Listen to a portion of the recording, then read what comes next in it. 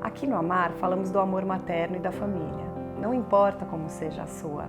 Amar é cuidado, é dedicação, é proteção. E falando em proteção, o Amar Maternidade agradece o patrocínio da HDI Seguros. Falar sobre luto é muito difícil. Até o 3º mês, as pessoas te dão alta. É muito difícil ser uma pessoa enlutada em uma sociedade que não fala sobre a morte. Eu me sentia um peixe fora d'água. Marília, tudo bem? Oi, tudo bom? Obrigada por ter vindo aqui falar sobre esse tema, que é tão delicado, mas as pessoas precisam saber aprender como lidar, que é a morte e o luto.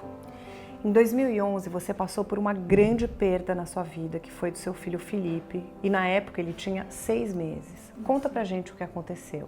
O Felipe nasceu, é meu segundo filho, eu tenho a Beatriz, que hoje tem 10 anos. O Felipe nasceu super saudável, até os 6 meses e 7 dias de vida. Ele foi um bebê sem problema algum de saúde.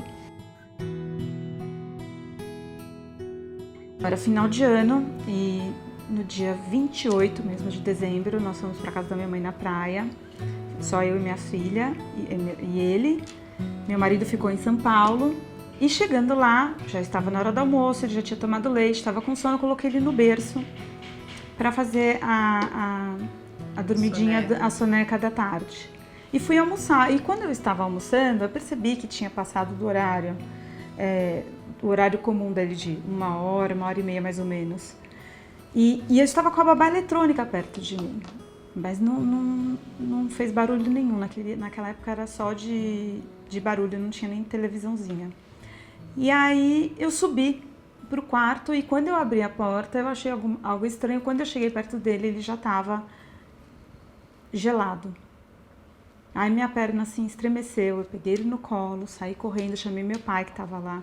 A gente tentou fazer massagem cardíaca até aí, eu não sabia o que era morte súbita, eu não tinha ideia do que estava acontecendo. Conseguimos uma ambulância, levamos ele pro PS do condomínio que a gente estava. Eu trabalhei 9 anos em UTI, então eu tinha alguma noção. E quando eu vi que a pupila dele estava dilatada, eu já sabia que ele estava morto, mas eu não queria desistir. E cheguei nesse lugar, o médico tentou entubar, mas enfim, ele já estava morto, foi uma correria, e aí a minha preocupação era realmente avisar o meu marido. Como que você deu essa notícia pro seu marido? Por telefone?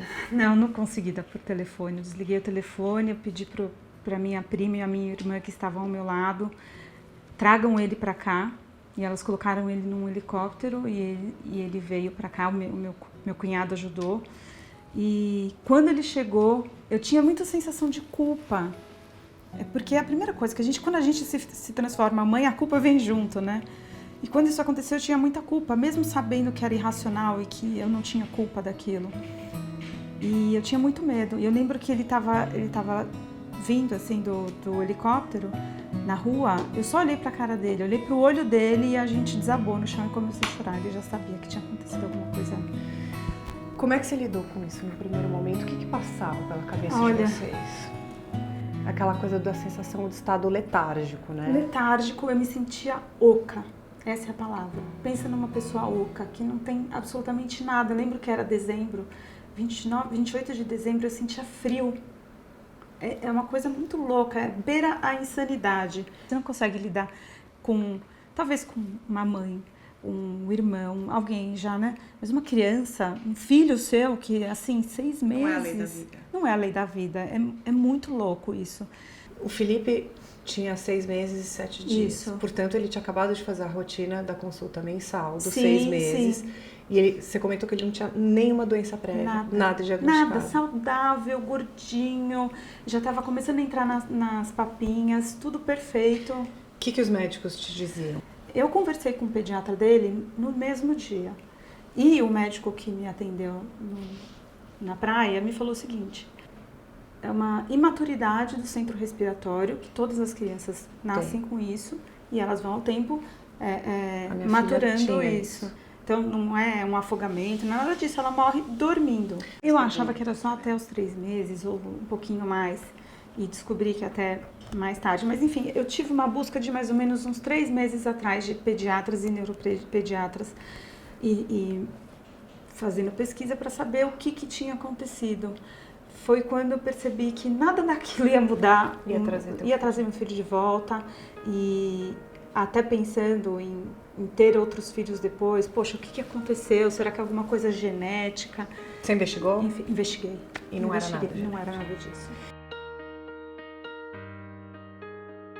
Nesse meio tempo, a gente tem aí a sua filha Bia, com 4 anos. Como é que você explicava para ela o que tinha acontecido e sobre o falecimento do Felipe? Olha, graças a Deus ela estava dormindo quando aconteceu. E logo que eu voltei do médico, eu encontrei com ela, nunca me esqueço dessa cena, na escada indo pro quarto, e ela tava chorando. Ela falava assim: cadê meu irmão? O que aconteceu com ele? Ele tá no hospital?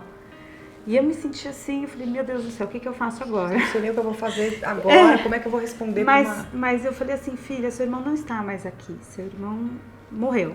Eu falei a palavra mesmo, morte. Eu falei: morreu. Ela ficou quietinha e segurou aquela informação. E aí, no meio daquela correria de volta para São Paulo, enterra e faz, e acontece. Ela ficou com uma pessoa de confiança minha, que deu todo o suporte nesse meio tempo, porque a minha cabeça era: eu vou enterrar meu filho, depois eu volto, e aí eu cuido da minha filha. Quando eu voltei, ela passou assim umas 2 semanas. Também em estado letargia?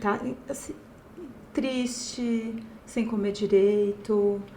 Ela perguntava: cadê ele? Ele tá, a gente vai encontrar com ele em São Paulo? Não vai, filha. Cognição de uma criança de 3 anos. O que acontece? Por que ele morreu? Foi um erro, filha, foi um acidente. Não é normal, não é comum as pessoas morrerem tão cedo. Normalmente a gente nasce, cresce, envelhece e aí morre. Porque eu tinha muito medo dela ter esse medo, né? De morrer ou de perder os pais. Isso tudo na intuição, nem fazer terapia. Imagina, foi no dia. Você nem leu, nem conversou comigo. Nada. Foram coisas que foram vindo no teu subconsciente, você foi falando isso pra ela. Eu acho que é muito do instinto materno. E eu lembro que 15 dias depois, mais ou menos, ela olhou pra minha cara e falou assim: mami, eu cansei de ser triste. Eu cansei de ser triste. E mudou da água pro vinho naquele dia. A partir dali, ela começou a perguntar outras coisas. Aonde estava, o que era enterrar, o que era cremar. Eu acho que hoje a Beatriz tem uma maturidade para falar sobre esse assunto que Imagina. Muito adulto não tem. Marília, bom, você estava vivendo tudo isso, né? Esse luto, esses questionamentos, essas dúvidas. Como é que você arrumava forças para cuidar da Bia e seguir a vida? Era muito difícil. O meu dia era focado nela. Eu podia passar o dia inteiro na sala da minha casa olhando para a parede, mas na hora de buscar ela na escola, eu me vestia de mãe e ia na escola. E buscava e fazia as atividades. E assim, tem dias que é difícil até de respirar. Tem dias que é mais leve. Mas ela realmente foi a minha tábua de salvação. Era o que eu tinha e era naquilo que eu tinha que me ater para conseguir sobreviver. Eu não pensava muito no que eu estou fazendo por ela. Pensava mais no que estamos fazendo por nós, sabe? Por mim e por ela. Porque eu não conseguiria sair da cama se não fosse ela. Se não fosse ela, acho que eu estaria junto com o Felipe hoje.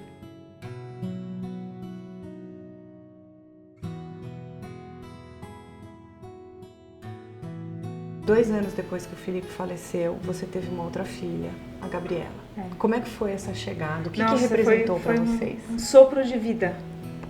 Foi muito bom, porque assim que o Felipe morreu, eu conversei com meu marido e a gente falou: poxa, a gente precisa ter outro filho. Não como substituição, mas até para a Beatriz e para nossa família. E eu acho até que foi rápido, mas eu me sentia bem.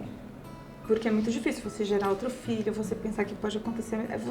A partir do momento que eu percebi que a gente não tem controle sobre nada, é muito difícil você colocar outra criança no mundo e você fala: meu Deus do céu, o que será que pode acontecer, né? Mas a Gabriela veio assim de uma forma muito bonita e muito bacana para minha família. Deu um sopro de vida, assim que eu falo mesmo. Você contou que fez muita terapia, mas mais importante que a terapia foram os grupos de apoio que você acabou montando. Conta um pouquinho pra gente a importância disso. Com 3 meses depois do falecimento do Felipe, eu vi a mensagem da Cláudia na Agenda Black. Gente, a Cláudia, vou falar aqui para vocês, a gente entrevistou a Cláudia, tem uma história linda.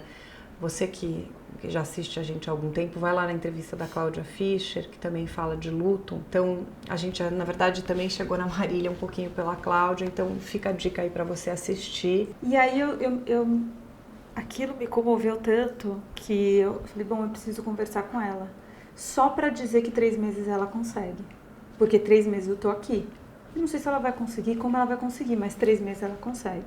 Na época, por e-mail, a gente começou a conversar e criar esse vínculo e essa identificação e essa falta de julgamento, de você poder falar o que você está sentindo. Você sabe que a pessoa não vai desmoronar com você, chorar, ou se acontecer, é super genuíno, mas que você não vai incomodar ninguém. Porque todo mundo fica e não é a sua.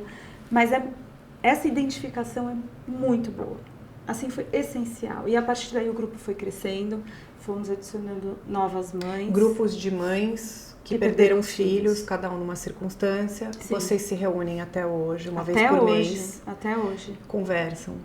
E eu soube que vocês estão escrevendo um livro. Estamos escrevendo um livro. Cada uma com uma vivência diferente, sim, né? Conta um pouquinho desse livro pra gente, Marília. E era muito difícil de achar um livro que, quando você está realmente num luto pesado, você não tem como dar muita atenção para uma leitura muito...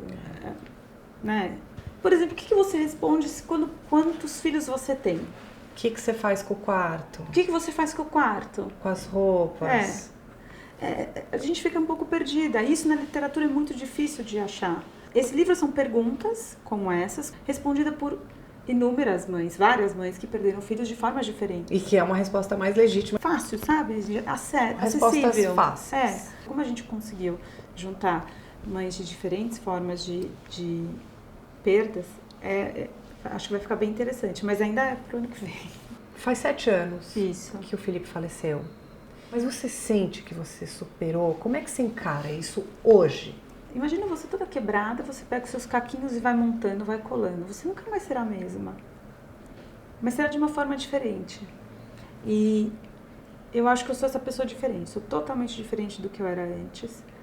O meu filho hoje... Eu não estou sem meu filho, é diferente. Antes eu falava, eu não tenho meu filho. Hoje eu tenho meu filho. Ele não está presente, palpável, mas ele está comigo. E isso, assim, me transformou. É muito importante saber que ele está comigo e que um dia eu vou encontrá-lo de verdade, assim, perto. E essa é a esperança, né? Eu tô aqui só de passagem.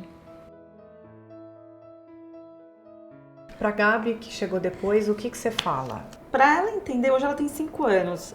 Há mais ou menos 1 ano ela começou a me perguntar, mamãe, quando que ele vai chegar? Quando que eu vou conhecer? Porque você mostrava as fotos. Não, tá tudo na minha casa. Tem foto, tem vídeos. A gente não tem esse tabu. Sim. Não temos esse tabu. Ninguém fala ele na minha casa. É o Felipe. É do Felipe. Ele existiu e ele existe lá. Então, quando ela chegou, ele já existia lá. Só que ela não via. E ela começou a perguntar, mamãe, quando que ele vem? Aí eu falei, não, filha, seu irmão morreu. Onde que ele tá? Ele tá no cemitério, ele foi enterrado. Por quê? Porque as pessoas, então, cada cultura tem, enfim. E até o dia que eu levei as duas no cemitério, porque a Bia já me pedia há muito tempo. Você levou? E foi lindo, porque elas ajoelharam na frente da lápide dele, rezaram, levaram catavento, levaram orações. Foi super bacana. Falar sobre luto é muito difícil. Como você se sentia e o que você gostaria que as pessoas soubessem? Nossa, se eu pudesse, acho que eu faria um livro de etiqueta. Porque as pessoas falam cada absurdo. Total. O ainda e o já é muito chato. Você ainda tá chorando? Nossa. Você já tá dançando? Você já tá cantando? Você já levou a sua filha numa festa? Então, assim, as pessoas julgam. Eu acho que deixar a pessoa sentir a dor dela, permitir isso, independente do tempo, se for 3, 6 meses, 1 ano, 2 anos, 3 anos, respeite a dor dos outros. Falar sobre o luto, tirar esse tabu que as pessoas colocam, de você não poder mais falar da pessoa que se foi, ou de você não poder homenagear, ou chega um dia dos pais, todo mundo fica quieto, o dia das mães, todo mundo fica quieto como se nada tivesse acontecido. Isso não é legal. Eu acho que quando a gente perde alguém, o que você espera é a empatia das pessoas. Eu tive pessoas que, por exemplo, fizeram compras para minha casa que eu não conseguia fazer na época. Eu tive amiga minha que pegou minha filha para sair, para passear no dia da missa de sétimo dia. Então, assim, as coisas práticas também, porque a gente fica muito perdida. A sua memória fica ruim, a sua atenção fica ruim. Não tem como você fazer o que você fazia antes, nos primeiros anos, no primeiro ano, né? Então, essa ajuda é muito importante. E falar sobre o luto, essa é sempre algo que eu pontuo. Quanto mais a gente falar, menos tabu terá. E aí a gente consegue seguir em frente. Que conselho que você daria, se é que existe alguma coisa, né, sem ser um tabu ou piegas, que você poderia dar para quem está passando essa dor do luto e assistindo o Amar agora? Eu acho que primeiro é terapia, autoconhecimento, né, para você se remontar. O segundo é procure sempre as pessoas que te acolham ou que você tenha uma identificação, como no caso foi o grupo para mim. Até hoje eu sigo com o grupo, nós somos grandes amigas, não pense que as nossas reuniões são de chorar, nada disso, a gente dá risada, a gente já foi em casamento de filho de uma, de outra, viramos realmente amigas, mas eu sei que aquele porto seguro eu tenho, caso... uma rede de apoio, uma bengala. Uma deslizada. Eu acho que sempre tem procurar uma rede de apoio, terapia e a espiritualidade.